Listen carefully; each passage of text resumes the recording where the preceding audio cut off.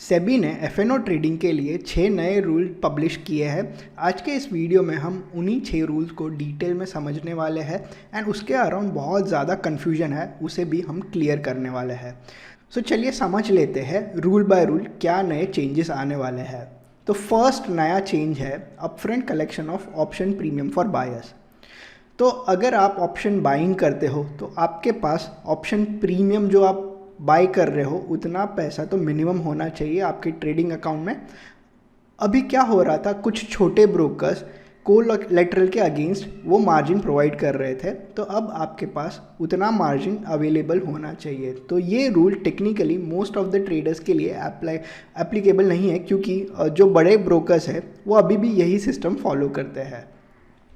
Then removal of calendar spread treatment on the expiry day, इसे हम detail में आगे समझेंगे, तो अभी मैं इसे स्किप कर रहा हूँ।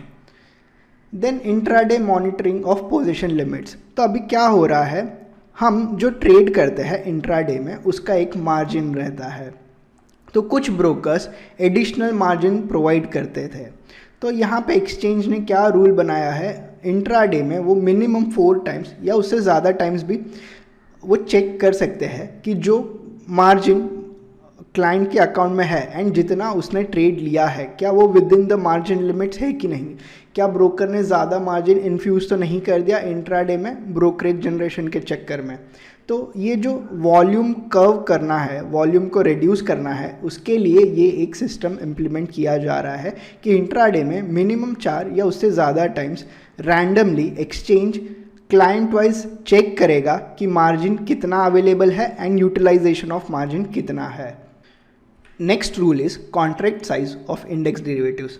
आज के तारीख में जो भी हम डेरिवेटिव्स ट्रेड कर रहे हैं उसका contract size between 5 to 10 lakhs है। अब सेबी बोल रहा है उसे 15 to 20 lakhs तक लेके जाया जाए, विच मीन्स आज जो हम ट्रेड कर रहे थे उसका अब lot size, normal lot size 2 से 2.5 गुना हो जाएगा। तो फॉर एग्जांपल आज के तारीख में अगर बैंक निफ्टी का लॉट साइज 15 है तो वो मे बी 40 जितना हो जाए, 30 से लेके 40 ये रेंज में आ सकता है, क्योंकि नोशनल वैल्यू 15 लाख से 20 लाख के बीच में रखना पड़ेगा। आज हम जो स्टॉक ट्रेड कर रहे थे, लेट से उसका लॉट साइज 1000 है, तो आगे जाके वो 2000 हो जाएगा, तो 2000 के मल्टीपल में ही आप उसे ट्रेड कर सकते थे। तो जो ट्रेडर्स ऑलरेडी मल्टीपल लॉट से ट्रेड कर रहे थे उन्हें इस रूल से ज़्यादा कुछ फ़र्क नहीं पड़ेगा। इससे सिर्फ उन्हीं ट्रेडर्स को फ़र्क पड़ेगा जो एक लॉट से ट्रेड कर रहे थे, जो छोटे कैपिटल से ट्रेड कर रहे थे। सो जो ट्रेडर कैपिटल बढ़ा सकते हैं उन्हें भी ये रूल ज़्यादा अफेक्ट नहीं करेगा। Next rule is rationalisation of weekly index derivative product. इसी के चलते बहुत ज़्यादा कन्फ्यूजन है मार्केट में, इसे भी हम डिटेल में आगे समझेंगे। हम वर्ड बाय वर्ड देखेंगे कि वो सर्कुलर में क्या लिखा हुआ है। The last rule is increasing tail risk coverage on the day of option expiry. अब इसका क्या मतलब है, on the day of options expiry और एक नया मार्जिन इम्प्लीमेंट किया गया है जो 2% of the notional value of the contract है। अब तक हम स्पैन मार्जिन देते थे, एक्सपोजर मार्जिन देते थे, अब एक नया मार्जिन ऐड हो जाएगा। तो फॉर एग्जांपल अगर आपको एक पर्सपेक्टिव देना हो, तो अगर आपको आज के तारीख में एक ऑप्शन है जिसे सेल करने के लिए अप्रॉक्सीमेटली 1 लाख का मार्जिन लगता था, तो ये ELM आने के बाद on the day of expiry may be उसका जो मार्जिन रिक्वायरमेंट है वो 1 लाख से बढ़कर 1,10,12 हज़ार तक पहुंच सकता है, क्योंकि ये जो 2% है वो ऑन नोशनल वैल्यू है।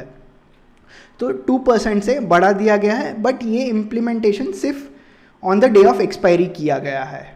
ठीक है, तो ये 6 नए रूल में से हमने ऑलरेडी 4 तो समझ लिए। अब जो 2 बचे हैं, कैलेंडर वाला एंड वीकली एक्सपायरी वाला, उसे हम डिटेल में समझते हैं।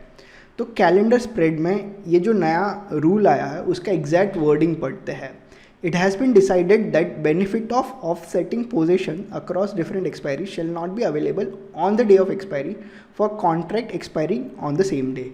तो benefit shall not be available on the day of expiry. तो ये जो रूल आया है ये सबसे पहले सिर्फ एक्सपायरी डे पे अप्लाई होने वाले हैं। तो अगर आप ट्रेड कर रहे हो एंड एक्सपायरी डे नहीं है तो ये रूल एप्लीकेबल नहीं होंगे। Apart from that, any combination with current expiry won't attract margin benefit on the day of expiry. तो इसे भी हम डिटेल में एक एग्जाम्पल के साथ समझते हैं। एंड इसके अलावा जो कैलेंडर स्प्रेड का मार्जिन सिस्टम है उसमें कोई चेंज नहीं है।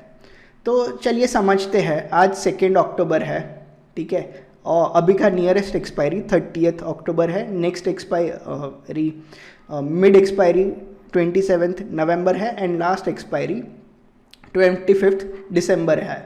तो लेट्स से आप एक कैलेंडर स्प्रेड बनाते हो, एग्जाम्पल के लिए 55,000 कॉल ऑप्शन का। आपने क्या किया, एक कॉन्ट्रैक्ट लॉन्ग किया एंड एक कॉन्ट्रैक्ट शॉर्ट किया। एक कॉल लॉन्ग किया अभी का एंड नियरेस्ट एक्सपायरी का शॉर्ट किया। तो क्या आपको मार्जिन बेनिफिट मिलेगा? मिलेगा, क्योंकि ये मार्जिन बेनिफिट सिर्फ एक्सपायरी के दिन ही अवेलेबल नहीं है। लेट्स से अब एक नया एग्जांपल लेते हैं। लेट्स से आज 30 अक्टूबर है, दैट इज़ ये एक्सपायरी का दिन ही है, ठीक है। हम एक्सपायरी के दिन पे ही ट्रेड कर रहे हैं। और मैं क्या ट्रेड कर रहा हूँ, मैं एक्सपायरी के दिन पे एक कॉल ऑप्शन सेल कर रहा हूँ एंड नेक्स्ट एक्सपायरी का कॉल ऑप्शन बाय कर रहा हूँ। क्या मुझे मार्जिन बेनिफिट मिलेगा? नहीं मिलेगा। अब वही दिन पे मैं और एक नया ट्रेड ले रहा हूँ। इंस्टेड ऑफ मिड एक्सपायरी मैं फार एक्सपायरी में ट्रेड कर रहा हूँ।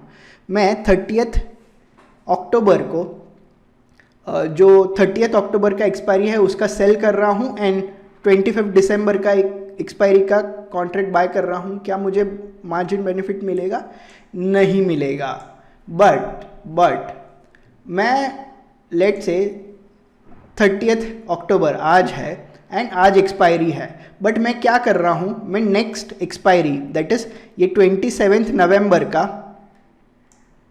एक कॉल बाय कर रहा हूँ एंड 25 दिसंबर का सेम स्ट्राइक का कॉल सेल कर रहा हूँ। तो क्या मुझे मार्जिन बेनिफिट मिलेगा? यस, मिलेगा। तो अगर आप प्रॉपर वर्ड्स देखो तो वही एक्सप्लेन किया गया है। ये जो मार्जिन बेनिफिट है सिर्फ on the day of expiry नहीं मिलेगा, even on the day of expiry that is ये 30 अक्टूबर वाला एक्सपायरी के दिन पे भी अगर आप नेक्स्ट 2 एक्सपायरी ट्रेड करोगे तो वो केस में भी आपको मिलेगा। तो ये क्यों किया गया है? क्योंकि on the day of expiry option premium तो बहुत कम रहते हैं एंड वाइल्ड मूवमेंट होने के चांसेस है। तो एक्चुअली जो मार्जिन है उसका कोई बेनिफिट नहीं है क्योंकि रिस्क ज़्यादा है। तो इसीलिए उनको वो दिन पे मार्जिन बेनिफिट नहीं देना है। So I hope it is clear. So ये था कैलेंडर स्प्रेड का system. Benefit shall not be available only on the day of expiry, even on that day of expiry अगर आप नेक्स्ट 2 एक्सपायरी ट्रेड करोगे तो you will get the benefit, right. So ये एक बहुत ही इंपॉर्टेंट चीज़ था। एंड अब elephant in the room, weekly index expiry.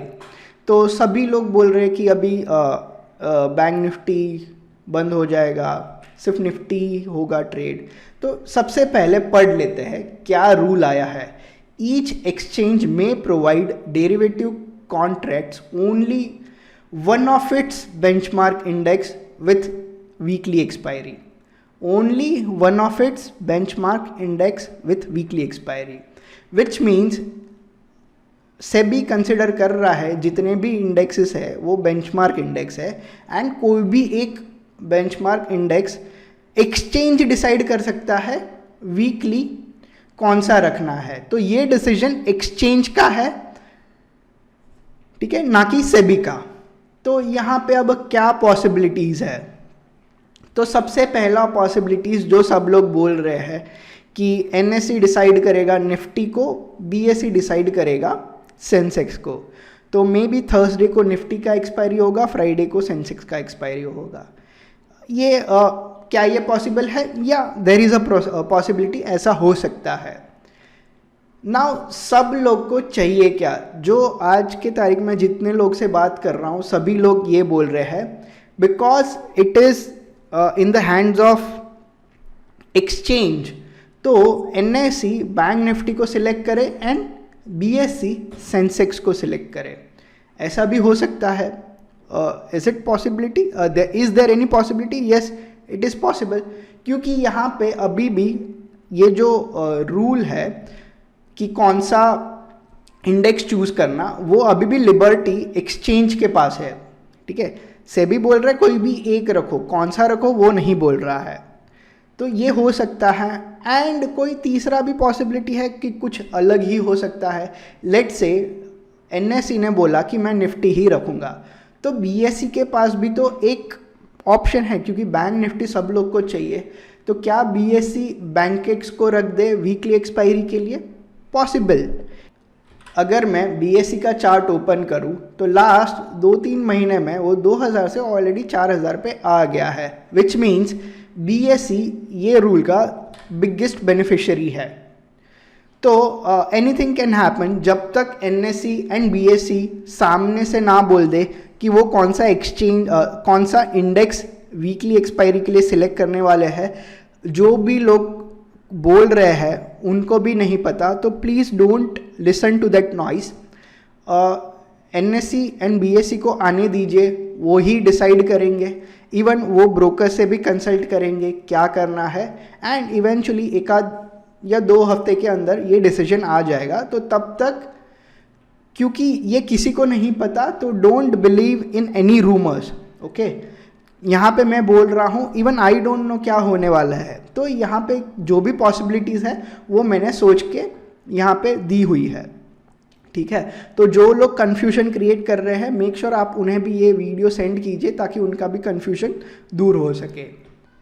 And ये जो भी 6 रूल्स आए हैं उनका इम्प्लीमेंटेशन कब से होने वाला है? फर्स्ट रूल जो ऑप्शन प्रीमियम वाला है 1 फरवरी से। कैलेंडर स्प्रेड का मार्जिन रिमूवल वो भी 1 फरवरी से। जो इंट्राडे में पोजीशंस मॉनिटर होने वाले हैं वो अप्रैल 2025 से। एंड जो भी कॉन्ट्रैक्ट साइज बढ़ने वाले हो वो यही नवंबर। सो नवंबर को वीकली एक्सपायरी लास्ट है, तो विच मीन्स इफेक्टिवली दिसंबर से ये एप्लीकेबल हो जाएगा। Rationalisation of weekly index derivatives, मतलब ये नवंबर एक्सपायरी तक तो सभी जो एवरीडे एक्सपायरी है वो चलने वाली है। दिसंबर ऑनवर्ड्स वीकली पर इंडेक्स एक ही एक्सपायरी होगी। एंड लास्ट जो एडिशनल ELM लगने वाला है on the day of expiry, वो भी 20 नवंबर से एप्लीकेबल हो जाएगा। तो ये सब रूल्स थे। आई होप जो रूल्स थे हमने एग्जैक्ट वर्ड पढ़ के उसका इंटरप्रिटेशन किया है। एंड कुछ चीज़ अभी भी हमें नहीं पता, तो हमने वो ऑलरेडी बता दी है। एंड अगर आपको ऐसे ही रेगुलर अपडेट्स चाहिए तो आप हमारा टेलीग्राम चैनल ज्वाइन कर सकते हो, मैं उसका लिंक डिस्क्रिप्शन में दे दूँगा। आई होप आपको ये वीडियो से रेलेवेंट इन्फॉर्मेशन मिल सकी हो, एंड मैंने ट्राई किया है कि मैं आपका कन्फ्यूजन दूर कर सकूँ। So thank you for watching this video. See you in the next one.